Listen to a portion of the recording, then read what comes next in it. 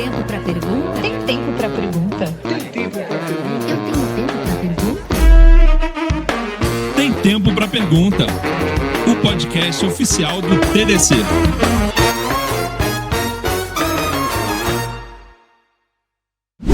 Olá, estamos de volta para mais um Tem Tempo para Pergunta, o podcast oficial do TDC, gravando direto aqui de Porto Alegre, no TDC Summit Inteligência Artificial Porto Alegre 2024. E hoje a gente está aqui para falar um pouco sobre o futuro da produção digital a partir da IA. E eu estou recebendo mais uma vez aqui o meu amigo Jomar Silva, que é gerente de relacionamento com desenvolvedores Latam na NVIDIA. Seja muito bem-vindo mais uma vez ao Tem Tempo para Pergunta, Jomar. Obrigado, Júlio. É um prazer estar aqui de volta. Muito bacana, agradeço demais você atender o nosso convite. Foi um convite meio de última hora, mas que bom que deu tudo certo. E como você já veio aqui, o pessoal já lhe conhece, eu não vou retomar aquela pergunta que a gente faz de fazer a sua jornada, o histórico, como é que é. Mas eu quero saber como é que está a tua vida hoje, Jomar. Como é que é esse negócio de ter os desenvolvedores Latinoamérica sobre o seu leque de coisas que você precisa fazer e você precisa colocar para eles as ideias, mostrar para a IA como que está sendo isso na sua vida, assim. Eu acho que é um pouco revolucionário, assim, né? Mudou bastante. É uma delícia.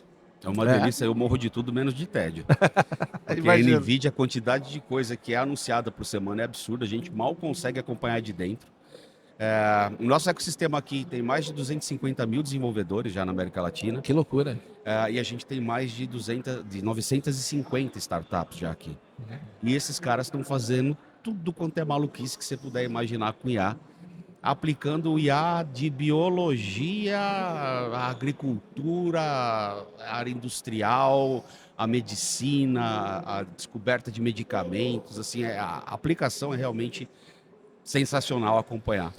E você deve agora ter que virou, como é que se diz, um polímata, aquele cara que sabe tudo, um pouquinho de tudo, né, para poder acompanhar essa galera. É o jeito. Tem que estudar bastante o tempo todo. Bacana. E, Jomar, o nosso objetivo aqui é falar um pouco sobre essas novidades, assim, qual que é o futuro da produção digital? Porque, assim, a gente teve 2023, eu acredito que tenha sido o momento em que o pessoal descobriu e entrou em pânico com a IA generativa. E aí já está tão, digamos assim, expandido que eu estou sentado domingo em casa com a TV ligada e daqui a pouco alguém começa a falar de inteligência artificial na revista eletrônica da TV aberta. Às vezes fala muita bobagem, às vezes fala algumas coisas que fazem sentido, mas isso está na mesa do cara do Uber, ele está se perguntando. Então eu queria que, você que está, a gente queria trazer um pouco dessa produção digital, o que você está vendo, que você pudesse trazer alguns cases que você acha assim, que são ponta de... e que tá para sair aí, que é coisa que já está madura. Era essa palavra que eu estava tentando me lembrar. Já está madura o suficiente para a gente ver isso aí nos próximos anos virando prática e não tanto discurso, né? Além do que... Porque no hype a IA faz tudo, a IA é mágica, né? Mas na prática, o que essa galera está produzindo? Olha, tem muita coisa legal acontecendo de verdade. Vou começar pela área de publicidade, de ad, digital, né? Já tem algumas startups no Brasil, a ManyContent é uma, a Advolve é outra. Esses caras conseguem criar campanhas inteiras online só usando IA generativa. Uhum. E eles não só criam o conteúdo, a imagem, o texto de forma automática, como eles também fazem teste em tempo real disso, teste AB. Teste AB. Descobre quem está performando melhor, bota aquilo em produção, enfim, consegue fazer a gestão. Né? Entendi. Uma dessas empresas me contou num papo que a gente teve essa semana, ela trabalha com uma grande empresa que usa muito asset digital. Sim. E pela primeira vez a IA conseguiu performar melhor do que os humanos da própria empresa.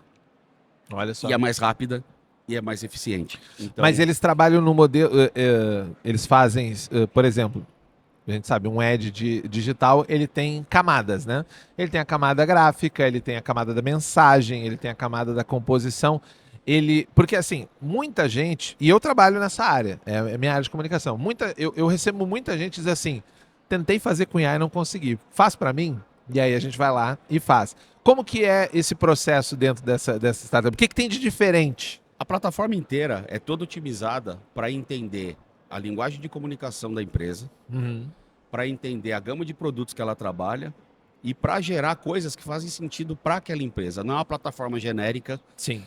que você vai lá e Fica tentando fica acertar um tentando prompt. acertar o prompt, etc e tal. A plataforma já foi feita dessa forma. Então, Entendi. quando eles pegam um novo cliente, eles fazem um trabalho grande de, entre aspas, customizar a plataforma para a realidade, para a linguagem, para a comunicação daquele cliente. Por isso que eles começam a acertar muito rápido. Entendi. E é tudo feito com IA generativa. É muito interessante. Assim, quando ele começou o projeto com esse grande cliente, ele me mandava imagens e ads que eles estavam gerando. E para quem conhece produção e sabe o esforço que é você acertar na veia um ad desse, né? É difícil. Era impressionante ver a qualidade do que estava saindo dali, né? E hoje tendo o resultado real, né? Já tem startup investindo nisso para vídeo. E aí a coisa começa a ficar bem maluca, porque a gente vai começar a conseguir produzir publicidade em vídeo que a gente não podia fazer antes por conta de custo. Sim. E se a gente somar isso com as tecnologias hoje de avatar virtual, a coisa acaba ficando muito mais interessante, porque eu consigo criar um ator virtual Certo. e eu consigo gerar a publicidade que eu quiser com esse ator virtual. Entendi. O importante disso é para campanhas globais. Então, existem algumas empresas que eu tenho trabalhado, uma delas a Mova House, Aham. que é uma produtora de muito conteúdo enfim, 1 milhão de loucura lá que eles fazem, né? E eles têm esse desafio de fazer campanha global. Então, Sim. eu tenho que fazer uma campanha, eu tenho que ter alguém que vai falar em 6 idiomas. Sim. Então, fazer isso com humano é um trabalho danado, né? Sim. E fazer no virtual também era um trabalho danado. Aí a generativa evoluiu de tal forma que hoje em dia pouco importa o idioma, a linguagem que aquele boneco vai falar, aquele avatar vai falar, a gente consegue fazer com que isso seja absolutamente natural e você consegue replicar muito fácil. Hoje o desafio para geração de conteúdo é custo. Então, quando você pega o volume de publicidade, que hoje precisa de uma qualidade digital muito alta, e você olha o pipe de produção que está por trás disso, a maioria das produtoras fatura muito, mas o custo operacional dos caras é lá em cima, a margem acaba ficando desse tamaninho. E não é mais sustentável seguir a expansão que o mercado está pedindo com esse modelo. Então é aí que a generativa começa a entrar em ação e ferramentas que te permitam trabalhar usando de forma simplificada esse IA. Então hoje eu posso usar IA generativa para gerar qualquer objeto 3D.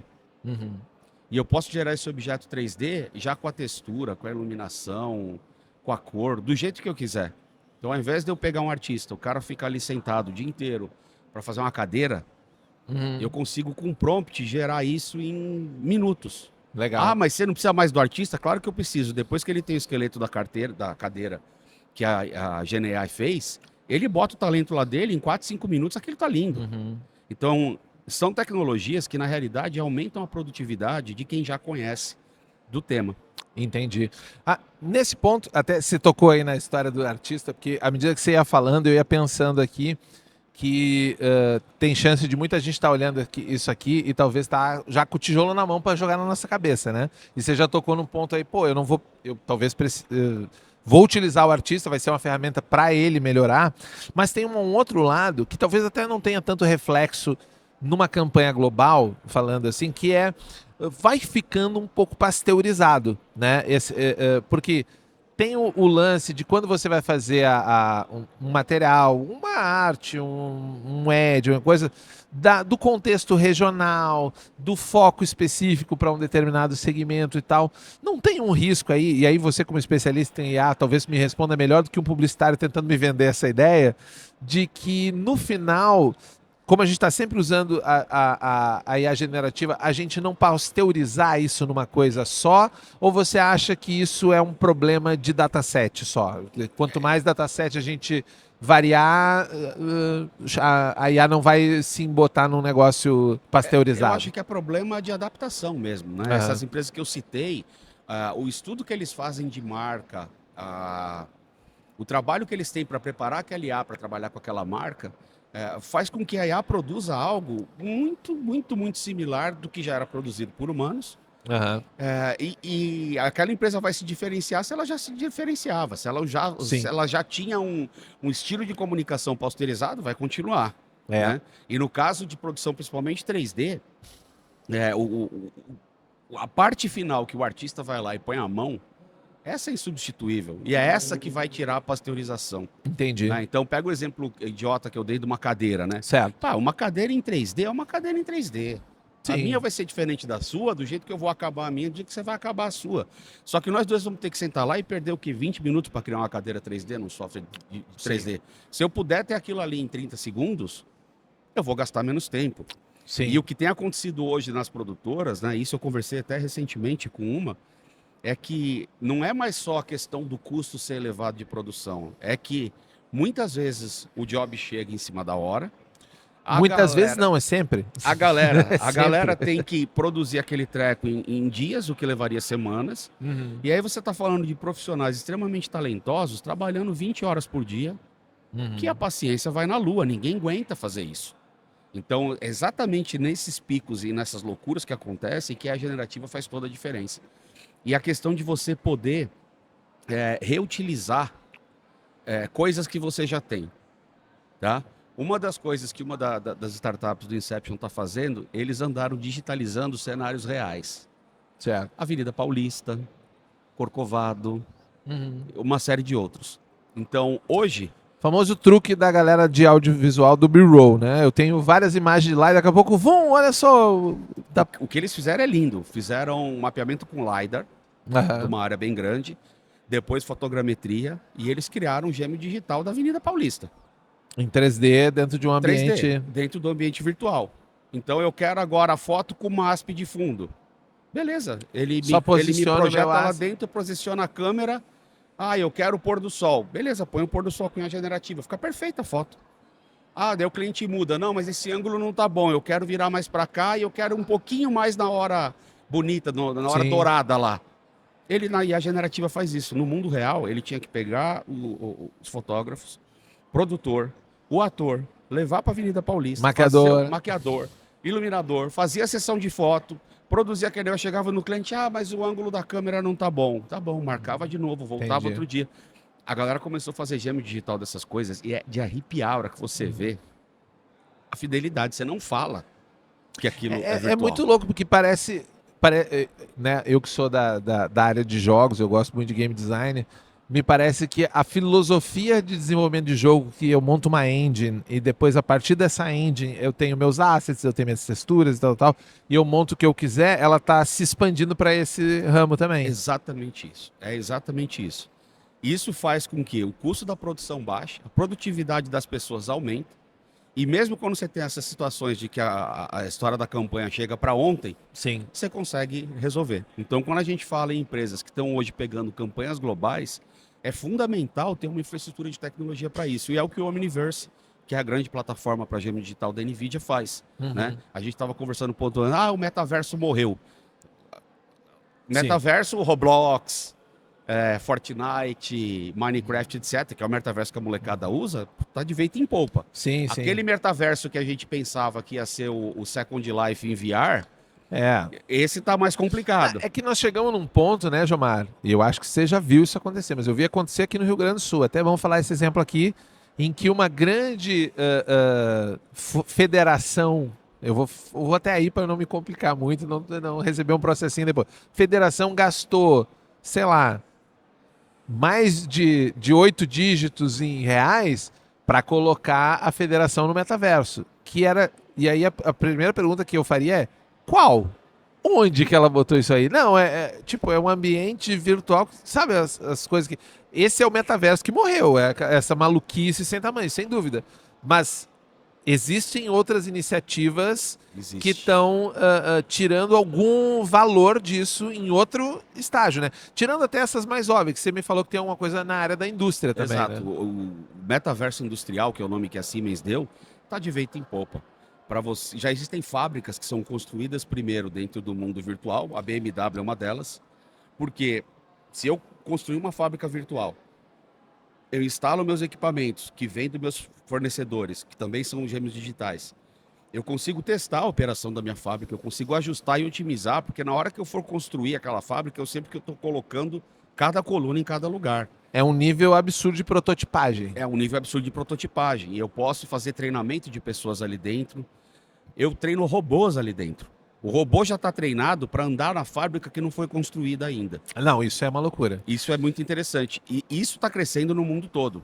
Então você tem gêmeos digitais de máquinas complexas, você tem gêmeos digitais de fábricas, e você tem também muito gêmeo digital em áreas de criação de produto e desenvolvimento de produto, em que o custo de produção tradicional era muito elevado. Um exemplo disso é na automobilística. Sim. Você já viu aqueles modelos de argila feitos nos carros para túnel de vento? Sim, para testar na aerodinâmica. Aquilo custa uma fortuna. Sim. E uma coisa que eu não sabia, até conversar com alguém da indústria automobilística, aquilo tem que ser refeito várias vezes ao longo do processo, porque uma coisa é o design do carro. Outra coisa é como é que esse carro vai se comportar quando a gente começar a colocar acessório nele. Sim. Porque Muda o peso, muda, né, a estabilidade. dependendo do para-choque que eu colocar, ele vai ter uma entrada de ar que ele vai mudar Sim. o fluxo de ar pelo carro. Então, acaba sendo um processo que fazia o túnel de vento com o de argila, depois começava a especializar o de argila para um design próximo, Sim. depois monta o carro.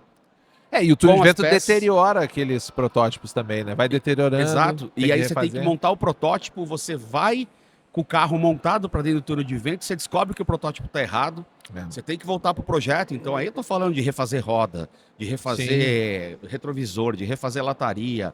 É um custo de produção gigantesco. Hoje, com gêmeo digital, Sim. você consegue integrar a produção do carro. O túnel de vento é virtual com uma precisão gigantesca. E cada vez que uma mudança aerodinâmica, uma mudança estética é feita no carro, você consegue voltar lá e simular para falar isso aqui pode continuar ou não. Ou então, olha, É. por causa do teu para-choque, vai ter que mudar a largura do paralama. Isso E por aí eu acho vai. que é muito difícil para o leigo, né? Ele entender que o friso que tem no carro do lado da porta, ele não tá lá de graça. Às vezes não tá lá só para estética, ele tá contrabalanceando alguma outra coisa que o cara precisou Exato. botar na aerodinâmica, né? São aparelhos muito complexos, né? Eu imagino, por exemplo, uma Embraer da vida, que até já foi patrocinadora aqui do TDC, da nossa edição lá de São Paulo, que ele precisa montar um avião. Imagina prototipar um modelo de avião, porque é muito mais complexo, tem muita mais... eu lembro que a pessoa que eu entrevistei aqui no podcast, ele falou que só de cabos tinha não sei quantos 1000 quilômetros de cabo aí dentro. Para montar um protótipo, quanto dinheiro eu gasto nessa brincadeira? É enorme, é enorme. E se a gente sair da indústria e for para outras áreas, os gêmeos digitais estão sendo usados de forma surpreendente. O projeto mais bonito que eu conheço, feito com gêmeo digital, foi feito no Brasil pela MadRoom, que é uma empresa, uma startup de São Paulo. Já palestrou no TDC, nas ilhas de games, quando eu organizava e tal. Sim. E eles fizeram um negócio que foi muito legal. Eles têm uma parceria com a Einstein. Eu não sei se você lembra que há uns anos atrás teve uma cirurgia de separação de duas irmãs siamesas, Sim, que elas sim. estavam ligadas pela cabeça. Sim. Aquela cirurgia envolvia 75, 80 pessoas. Era uma cirurgia de altíssima Isso complexidade. dá pra 14 horas de cirurgia. Era gigante o tempo de duração. E aí o que eles fizeram? Eles precisavam de um simulador para simular os procedimentos que eles iam fazer, a atuação de cada pessoa, para chegar na hora e não errar. Sim. E isso tudo feito com realidade virtual. A MadRoom foi e implementou tudo. O que aconteceu é que eles começaram a rodar a simulação com as pessoas e as meninas morriam, e as meninas morriam, e as meninas morriam, e eles descobriram que o procedimento estava errado. Sim. Que tudo que eles tinham planejado não ia funcionar. Então, faltando dias para a cirurgia, foi feito um novo procedimento, foi todo mundo para o simulador e funcionou. E as meninas estão vivas. Que loucura. Então, se a gente não tivesse o gêmeo digital, né, não tivesse Sim. essa capacidade de fazer esse tipo de coisa, a história tinha sido outra. Então, dentro dessa área de industrial, de design de produto e para muita aplicação de medicina, gêmeo digital está virando cada vez mais realidade. A tendência é virar talvez até um padrão, né? Isso. Mais do que, tipo assim, é um diferencial a gente tem. Talvez a gente... Como é que a gente fazia isso sem ter Exato. gêmeo E digital? hoje, a né? hora que a gente pensa nas tecnologias, por exemplo, Physics da NVIDIA, que é uma tecnologia de física que a gente consegue aplicar dentro do gêmeo digital, eu consigo fazer simulação de fluido avançada, eu consigo fazer simulação de desgaste. Uhum. Tem uma startup que está trabalhando num gêmeo digital do coração humano, Sim. porque existe uma patologia, que se não me engano é derrame, tem um nome lá, uma patologia específica do coração, que o médico tem que tomar uma decisão muito difícil. Uhum. O paciente vai sair com sequela e vai sair com limitações depois dessa decisão dele. Então o médico tem que tomar a decisão, eu vou deixar do jeito que está ou eu vou operar. Tem prós e contras de cada cenário. Para o médico tomar essa decisão, é muito importante ele conseguir simular esse coração no futuro, porque senão ele vai na cabeça dele. Sim. Então eles estão desenvolvendo a Vai no tecnologia. feeling. Vai no feeling. Em que você consegue criar o coração, você consegue simular esse coração, o avanço daquela patologia com o tempo, né? E aí simular toda a física e toda a mecânica do coração e tomar a decisão. Falar, olha, no seu caso, é melhor você deixar do jeito que está. Porque as probabilidades são contra isso As funcionar. probabilidades são contra isso funcionar. Se você operar, talvez você vai ter uma qualidade de vida inferior do que se você deixar assim. Então imagina a quantidade de doença que a gente tem que tomar esse tipo de decisão, ou os médicos têm que tomar esse tipo de decisão, e hoje que vai na base do feeling. Então existem muitas áreas em que a gente consegue aplicar essas tecnologias para IA generativa, com IA generativa, né, para você fazer simulação de gêmeo digital. Mas tem uma área em específico que essa eu gostaria de alertar todo mundo que está aqui ouvindo o podcast. Em 1995, saiu o Windows 95. Sim, no Windows, famoso Windows 95. O famoso Windows 95, né? Ah, Jomar, a gente já usava interface gráfica antes. Usava, mas era uma coisa... Não era tão intuitivo. Não. Com o Windows quando o Windows 95... Então, seu apontador eletrônico. Com o Windows 95... Não, mas eu usava Mac, já era assim, tá bom. Mas a massa, né? Ainda tinha aquela história do DOS. E a gente sabe, a gente aprendeu a usar era computação no prompt. Prompt. E acabou, tinha que decorar comandos, saber aquela história inteira, né? O Windows 95, ele fez com que qualquer pessoa que consegue mexer a mão, consegue apontar e clicar, começou a usar um computador. Foi aí que a galera começou a massificar o uso da computação, porque foi através de interações gráficas já. E essa foi uma disruptura, né? Faz meses que eu tenho falado em palestras que as LLMs vão trazer outra. E muita gente estava me ignorando. Outro dia eu fui no evento em São Paulo, o Satya Nadella falou a mesma coisa. Então não confie no Jomar, confie no Satya Nadella. A interação de homens com máquinas nos próximos anos vai ser feita por linguagem natural. Provavelmente a gente conversando com a... Você vai conversar. Bem Star Trek, assim, né? Bem Jarvis. Computer. Eu lembro como é que é? O Jean-Luc Picard lá dizendo computer. Ele falava... Vai ser nessa pegada. Então, provavelmente vai começar com texto, né? Sim. E depois isso vai expandir com o avanço da tecnologia para voz e para outros tipos de interações, com avatar, sem avatar e etc. Esse é o futuro da interface de comunicação. Por que você está falando isso? Primeiro de tudo, meu filho tem 13 anos. A galera da idade dele não usa mais o Google. Eles fazem pesquisa no ChatGPT. Sim. Eu lembro que quando a gente viu Alta Vista pela primeira vez, olha que eu estou denunciando a idade. Né? Quando a gente usou o Google pela primeira vez, que você pesquisa... KD brasileiro, que era por cadastro. Lembra que o KD tinha que cadastrar? Você já cadastrou sua empresa no KD? Você pesquisava uma coisa e aparecia 200 resultados, a gente ficava feliz em ter Incrível, 200. tem 200. Muita coisa, né? A gente saia clicando. Pô, não é 2, é 200. Cara, a molecada hoje não quer 200 resultados, ele quer fazer uma pergunta e ter a resposta. Sim. Essa galera já interage com o dispositivo por voz. Sim. Usar uma Alexa para essa galera, usar qualquer outro comando de voz. A Alexa foi meio que deu essa cultura, né? Do pedir. Pede para a máquina e ela faz. Pede para a máquina e ela faz. Mas quando a gente olha a tecnologia que está por trás do Google Now, da Siri, da Alexa, ainda é uma coisa, não é nem inteligência artificial. Não se compara. Não se compara. É basicamente processamento de regra com base em comando de voz e tal. Sim. Quando a gente conseguir integrar LLM com isso, a coisa vai ficar muito avançada, vai ficar muito mais interessante. Então, a gente tem uma galera chegando, a molecada está chegando, eles já são nativos desse mundo de metaverso através de Roblox e tecnologia. Sim, sem dúvida. Eles já interagem com voz e eles já usam alguma coisa como o ChatGPT porque ele não quer mais informação. Ele não quer dado, aliás, ele quer informação. Sim. E essa que é o grande ponto de inflexão. E para a gente que trabalha com desenvolvimento de software, eu deixo esse alerta porque muita gente, não, eu sou desenvolvedor Java, eu não tenho nada a ver com essa história, amigo. Você vai fornecer dado por uma LLM. Sim. O teu cliente pode até olhar o teu dashboard, mas só depois que ele perguntar 5 coisas e a LLM não responder, ele já vai estar bem puto com o teu sistema por conta disso. E a gente já tem sistemas implementados dessa forma. Sim. Tá? Mas daí eu quero ser, antes da gente avançar nesse ponto que eu acho fantástico também, eu quero ser um pouquinho advogado do diabo aqui e fazer aquelas perguntas que as pessoas devem estar se fazendo enquanto elas estão ouvindo você falar. Beleza, o jovem não quer mais pesquisar no Google, até porque a gente descobriu que quanto mais informação eu botar no Google, mais na internet sobre um determinado tema, mais eu confundo ele, mais tem a dificuldade dele de priorizar.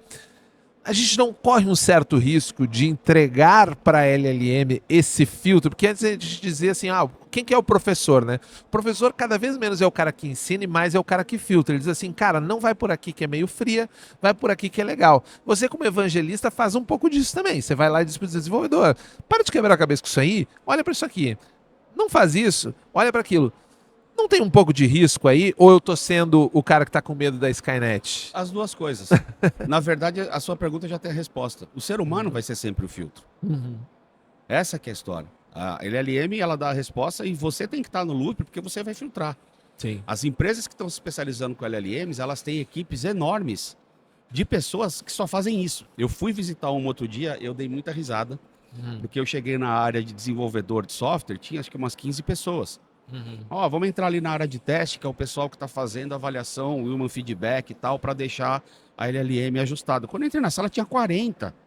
É o dobro. Foi aí que eu me toquei. Eu falei, cara, é verdade, eu preciso de muita gente aqui para ajustar esse treco. Então, tudo depende de quão otimizado o processo foi e quão otimizado está o desenvolvimento. Mas o ser humano, ele sempre vai ser o filtro de qualidade. Eu tenho professor para mim como um curador. Sim. Que é o cara que te dá os caminhos do melhor.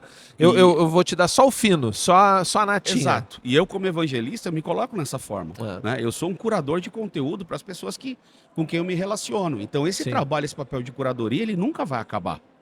Né? Mas o meu próprio papel de curador é muito facilitado com IA generativa, porque eu mesmo tinha que ler 200 coisas para encontrar uma que eu queria. Sim. Agora, com o chat GPT da vida e com IA generativa, eu faço isso muito mais rápido. Você pede para ele te dar um resumo, mas eu vou te dar um exemplo. Não é bom? Eu tive que fazer uma palestra no começo desse ano para o Conselho Regional de Farmácia de São Paulo para falar sobre uso de IA generativa em farmacologia. Certo. Eu sou engenheiro. Minha relação com farmácia é comprar remédio. Eu só tenho 6 anos. E talvez ser um pouco hipocondríaco. Sim. Aí eu comecei a ver as tecnologias que a NVIDIA tinha, ler os artigos, o Bionimo, como é que a IA está sendo utilizada para essas coisas e tal. Eu comecei a ver um monte de termo lá que eu nunca tinha entendido. Eu falei, não, eu tenho que entender como é o processo de pesquisa do medicamento. E aí eu comecei a procurar artigos, vídeos e etc. Sim. E assim, eu encontrava coisa que eu conseguia entender uma parte, mas a outra era muito além da minha compreensão, porque fugia demais. Né? Mas essa pesquisa inicial foi boa, porque eu comecei a tatear no escuro e eu encontrei um conjunto de informações aqui. O que é que eu fiz? Com base nisso que eu sabia, eu comecei a conversar com o ChatGPT. E comecei a perguntar. Cada vez que ele me falava uma coisa que eu não entendia, que não fazia sentido, eu corrigia, eu pedia para clarificar, etc, etc, etc. Acabou que, lendo o que ele me deu de informação, cruzando com aquilo que eu já tinha pesquisado, e nas áreas para mim que estavam cinzenta, eu pegava o que ele falou, pesquisava para ver se fazia sentido e voltava, eu acabei entendendo como é que o processo funcionava. E você tocou aí, eu acho que é o ponto meio que... É o ponto de fusão, digamos assim, que eu percebi que algo estava nebuloso.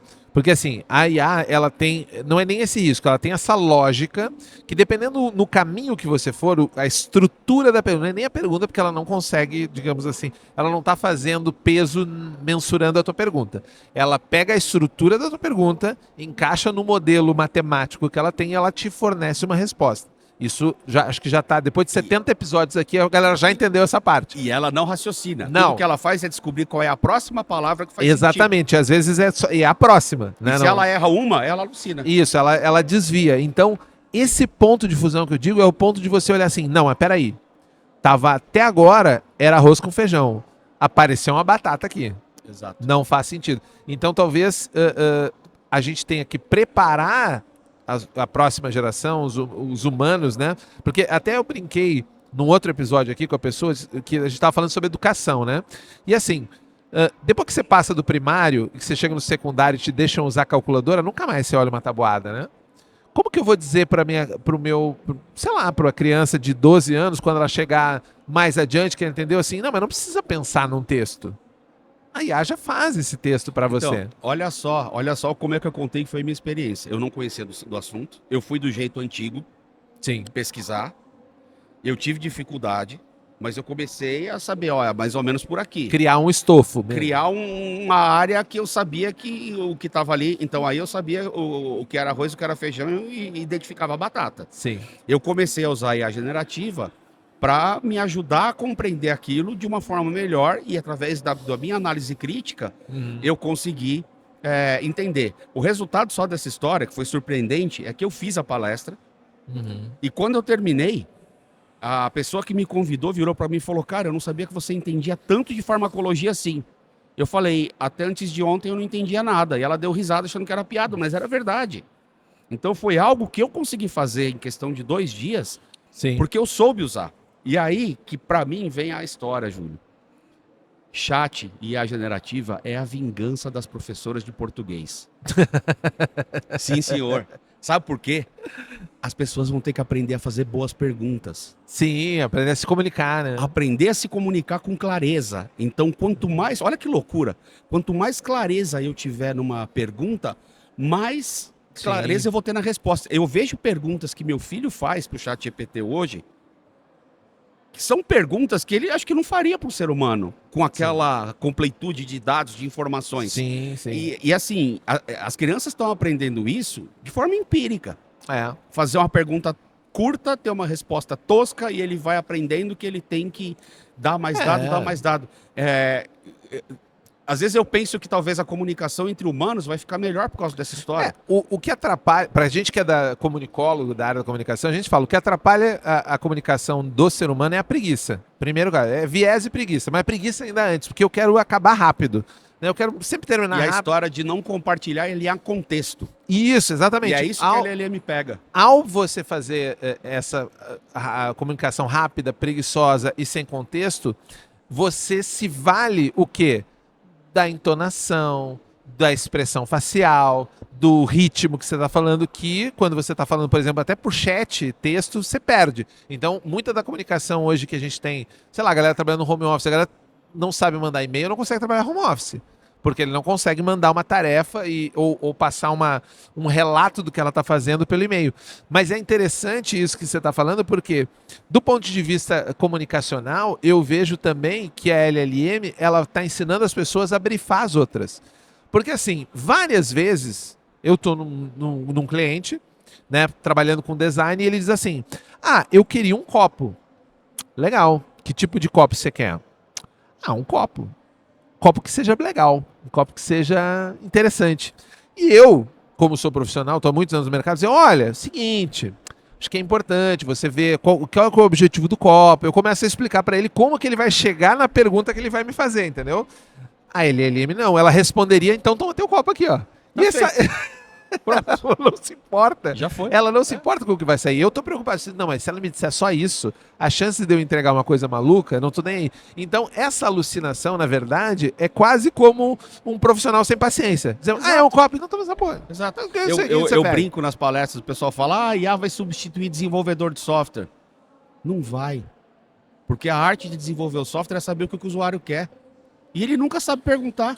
Ele nunca sabe te contar de uma primeira vez. Então, se a gente tomar só por conta disso, estamos todo mundo com emprego garantido. Não, eu não tenho dúvida. Até o fim da vida. Eu digo, ó, designer não vai perder o emprego porque a pessoa não sabe pedir. E aí, como eu te falei, vários momentos eu recebo aquela, assim, tentei fazer com a IA e não consegui. E aí eu faço a brincadeira. E como que você pediu para a IA? Pediu assim, pois é, falta muita informação. Exato. E às vezes a pessoa assim, mas tu sempre... E aí cliente mais tipo, mas tu sempre fez para mim. Sim, mas agora tu pediu outra coisa. Você não pediu a mesma coisa, né? E não tem... mas não tem como tu fazer que nem tu fazia outra coisa, só que agora essa nova coisa... Imagina a IA tentando entender que contexto, eu quero que você faça a mesma coisa, diferente da outra coisa, só que agora uma nova coisa. Caramba, não tem como, né? Então, até porque... Isso também eu acho que, para quem acompanha os nossos podcasts ou não acompanha, pode até voltar lá no outro papo que eu fiz com o Jomar, que é como a LLM funciona, mostrar que é o seguinte, galera, não tem como ela evoluir para outra coisa que não essa lógica estatística, que a galera acha que em algum momento a LLM vai começar a pensar, né? Só que ela não tem como progredir para isso, né? Claro, quando a gente está falando de redes neurais e papapá, até dá pra gente ir para outra coisa, mas tem que colocar a inteligência artificial aonde ela funciona, aonde ela é útil. Que você falou, pô, lá na indústria ela é muito útil por causa disso, disso, isso. Lá no outra coisa, ela é pro meu uso para fazer uma palestra, ela é útil. Só que a galera vende. A galera, eu digo, o mercado que tem em volta, vende, não, a IA agora é a panaceia universal, tudo vai ser IA. E talvez não. Tem muita coisa que é IA, mas não é tudo. E você tem uma outra coisa acontecendo agora. Muita gente acha que IA generativa resolve qualquer problema de IA. E não é. Você tem outras áreas, visão computacional, machine learning, uma série de outras tecnologias. Própria rede neural simples feita na unha, às vezes vai te resolver muito melhor um problema do que você tentar usar o over-engineering. Com essa questão da IA generativa, porque está na moda, né? Mas voltando àquilo que eu tinha falado da história da integração de sistemas, né? Sim. Hoje já existem sistemas. Imagina o seguinte: eu tenho um sistema de monitoramento de segurança de uma fábrica. E aqui eu estou te dando o caso real que existe, tá? Beleza. Você tem lá o dia inteiro acontecendo um monte de incidente da fábrica. Eu, como gestor daquilo, eu não quero ver o vídeo de tudo. Eu quero descobrir quais foram os incidentes que aconteceram hoje. Esses 4. Tá bom, deixa eu ver o vídeo para ver o que é que aconteceu. Para ver como é que a gente consegue evitar isso no futuro, enfim, e olhar, né? Eu tenho que perguntar isso para o ser humano. Aquele ser humano provavelmente passou o dia inteiro sentado olhando para a tela. Para poder cortar e decupar aquele... Para poder cortar aquele pedaço e decupar para me mostrar, né? E a chance dele olhar para aquela tela no momento que aquela cagada aconteceu é baixa. Porque se eu tenho uma tela com 500, a hora que ele vê já foi. Então assim, a gente está usando de forma reativa. A gente está usando para forense. A gente não está usando para prevenção. E quase por amostragem. E quase por amostragem. O que o cara perceber. Exato. Hoje, já existem sistemas que fazem isso, que você chega lá e pergunta para ele quais foram os incidentes que aconteceram hoje, tal. Qual foi o incidente mais grave? E esse? Ele tem um padrão de visão computacional que ele consegue perceber o que é um incidente. Ele consegue perceber o incidente, ele consegue transformar aquela informação para texto, alimentar uma LLM que vai conseguir responder para um ser humano fazendo perguntas como essas que eu estou te fazendo. O que aconteceu hoje? Por que aconteceu? Quem estava envolvido? Me traz o vídeo que eu quero ver. Os sistemas já fazem isso. Então, o cara que está trabalhando com visão computacional e que está achando que o mundo de LLM está passando na outra avenida, eles estão convergindo. Ele não está entendendo que está convergindo. A galera que trabalha com data science, que trabalha com machine learning, não, tá aqui, ó que dashboard bonito que eu fiz, olha aqui isso, olha esse gráfico. Olha minhas queries. Cara, caguei. Eu quero entrar lá e falar qual foi meu faturamento do trimestre passado. Eu quero a coisa mais mastigada Qual foi possível. O produto que vendeu mais? Por que esse produto vendeu mais? Qual foi o produto que vendeu menos? Se eu continuar nessa tendência, quanto eu vou faturar no mês ou no ano que vem? Então, tudo isso que eu estou te falando são prompts que hoje a gente faz entre humanos. Sim, é porque é o problema do data-driven, né? A gente vendeu muito data-driven, mas eu não sei ler os dados. Eu não consigo comparar 2 dados diferentes assim. Tá, e agora o que saiu de bom aqui, né? Porque, na verdade, falta camada. Aí o cara sempre diz, não, mas falta dado, tá? Mas qual dado? Só que daí chega num nível de complexidade que eu já... Começou a ter muita variável ali, você já não consegue mais correlacionar o Leco-Cré. Então, a capacidade que as LLMs têm de ser essa interface de comunicação e de responder esse tipo de pergunta com maior grau de complexidade, interligando dados similares, é muito grande. Tem um projeto que eu vi recentemente feito lá fora, que eu achei aquilo, para mim, uma das coisas mais geniais que eu vi nos últimos tempos. É um projeto para segurança na indústria. A indústria que foi mostrado o projeto tem visão computacional para tudo. Então, verifica quem está em área de risco, verifica tudo que você puder imaginar que você consegue ver numa câmera, eles veem.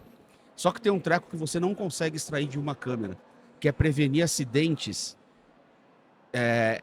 entre vários agentes agindo no mesmo local. Um exemplo prático disso, que eu vi lá funcionando. Tem uma porta, tem uma moça puxando um carrinho cheio de mercadoria e ela vai passar por uma porta. Certo. Essa porta dentro da fábrica. Tá vindo um cara com uma empilhadeira. Ok. Não tem como o cara ver quer dizer, não tem como a moça ver o cara vindo e o cara tá na empilhadeira com mercadoria. Pode ter até um espelho ali para ver se tá vindo alguém, etc. Mas a chance do cara não olhar é grande. Então, a probabilidade dessa mulher tá passando e a empilhadeira pegar ela é gigantesca. Sim. O que essa empresa fez? Ela criou o gêmeo digital da fábrica. Ela usa as informações da visão computacional para fazer com que tudo que está acontecendo no mundo físico aconteça no mundo virtual. E ela tem uma IA supervisora do gêmeo digital. Entendi. Essa IA supervisora do gêmeo digital consegue Dispara alertas. detectar situações de risco. Nesse caso, o que ela fez foi frear a empilhadeira. Ah, porque a empilhadeira já estava conectada Já estava também. conectada. Então o cara tá vindo com a empilhadeira fecha, trava. A hora Ué, que ela trava, aí a moça passa com o carrinho. E eu vi várias cenas Sim. que eles fizeram de simulação disso. Então olha que maluquice. Eu tenho a IA que está na fábrica olhando e monitorando, e ela está extraindo dado. Esse dado está alimentando um gêmeo digital, onde eu tenho uma outra IA que está correlacionando um conjunto gigantesco de eventos Para gerar uma e ação. identificando situações de risco e gerando ações. Olha quantas camadas a gente tem. Sim. E essa IA, no final do dia, tem aquilo que eu falei, de eu entrar lá e perguntar E dar um que relatório. incidentes aconteceram hoje. Pum, tá aqui. Ela consegue Foram relatar. esses. Então, E daqui a pouco até sugerir melhoria. Ó, aqui dá para melhorar sim. esse é o grau de sofisticação que a gente está chegando hoje. Eu não estou falando de ficção científica, eu estou falando de projeto que existe, está em produção hoje. Quer falar de Brasil especificamente? Tem uma startup aqui do norte do Brasil, de Manaus. Sim. Eles estão desenvolvendo um sistema que basicamente um operador está andando dentro de uma fábrica e ele vê uma luz acender num painel. Um operador, um cara da segurança, quem quer que seja. Ele vê uma luz acender num painel, tá vermelho e tá piscando. Ele pega o rádio e fala, olha, tá acesa a luz L45 no painel X29. Né? Ele nem sabe o que está acontecendo, mas ele Não sabe. Do lado de lá, quem tem é um chatbot que conversa com ele. E o cara fala, opa, peraí, isso aí é um alarme, a severidade é tal, eu preciso acionar a área inicia XYZ, o procedimento tal. inicia procedimento tal, isola a área e faz não sei o que lá. Ela orienta o cara o que fazer. Ela já consegue tomar a decisão de que procedimentos ela vai iniciar de forma automatizada. Isso é feito por voz, usando um rádio. O cara não está escrevendo, o cara não está com um celular. Ele mandou um QAP. Ele mandou um QAP, ele está usando um rádio, que é o que ele já usa há anos dentro da fábrica. O que tem por trás disso? Tem todo o conhecimento de manutenção, de procedimento de segurança e de procedimento operacional, que foi carregado para dentro de uma LLM, que é capaz de, em segundos, correlacionar tudo isso e dar uma resposta. Loucura. É loucura. Não, maluco. Maluco. E isso é produção. Não, Isso é não é real. ficção, é real. Está acontecendo hoje no Brasil. Incrível. Não, eu acho que a gente conseguiu dar um panorama. Eu te pedi assim, o que está acontecendo na prática? E a gente foi até, passou um pouco do nosso tempo, mas eu achei fantástico toda essa navegação para mostrar o que tem de real. Mas eu acho que você quer falar mais uma coisa? Quero cutucar a galera. Quem tiver uma RTX em casa, baixa o Omniverse da NVIDIA.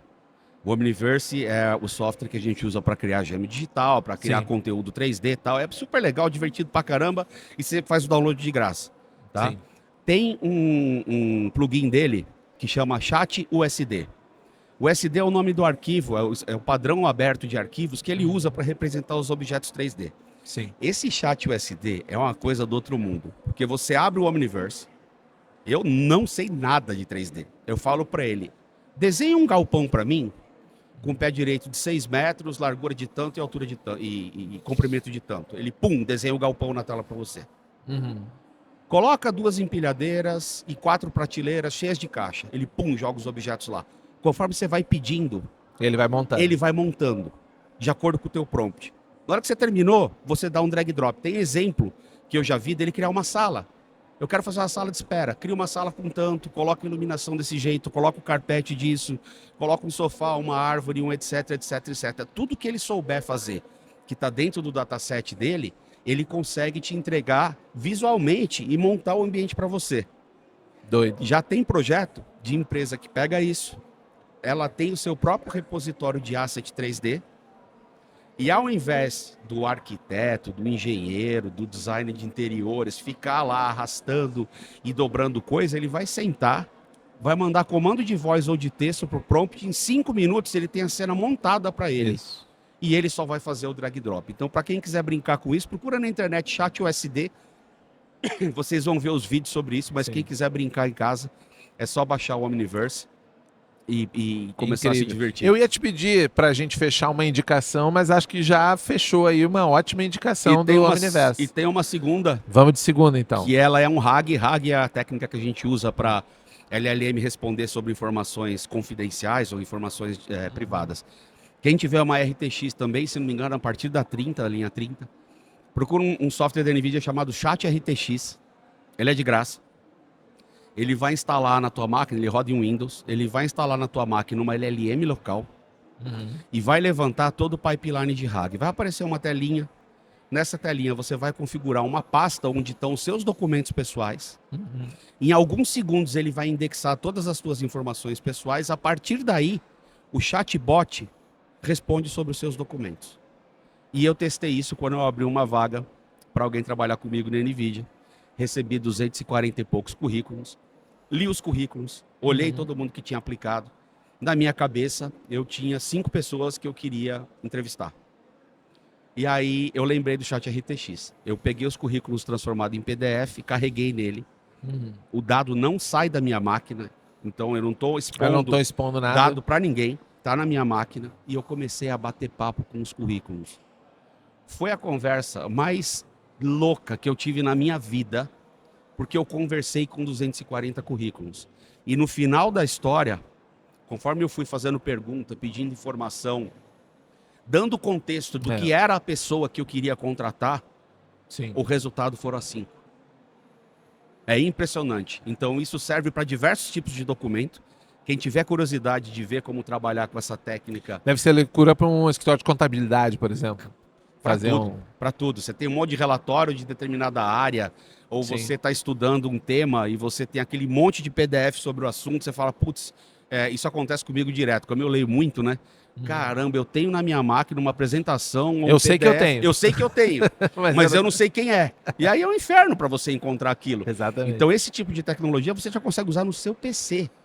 Você não precisa mais. Ele está consumindo a própria máquina. Ele está consumindo da própria máquina. Precisa ter uma RTX das Para que mais ela modernas, tenha capacidade para porque fazer ela tem isso. capacidade de levantar uma LLM e rodar essa LLM local. Tá? Mas é outra dica que eu deixo para a galera aí. E no final do dia, IA generativa é o que torna o ser humano mais produtivo. Nós não vamos sair do loop. Nós vamos ser o filtro desse loop. Tanto para ensinar, quanto para validar aquilo que foi feito depois. Então, a diferença, quem vai tirar o seu emprego não é a IA generativa. Quem vai tirar seu emprego é uma pessoa que faz o que você faz, mas sabe usar a IA generativa, porque ela vai ser mais produtiva que você, ela vai conseguir fazer mais em menos tempo. E no final do dia, tudo que a gente quer é ir mais cedo para casa, tomar uma cerveja, né? Tomara que deixem a gente Tomara para que cá. deixe.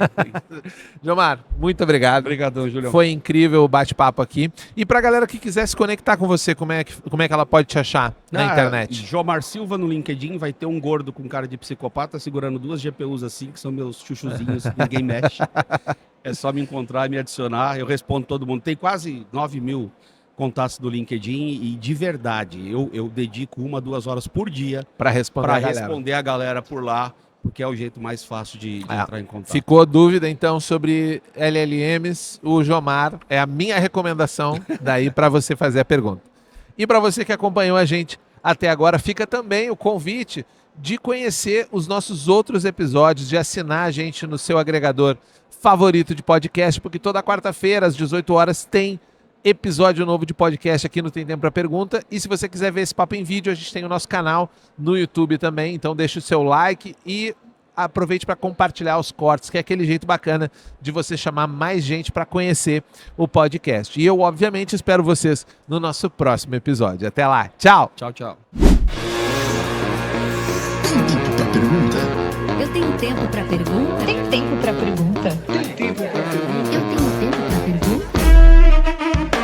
Tem Tempo para Pergunta, o podcast oficial do TDC.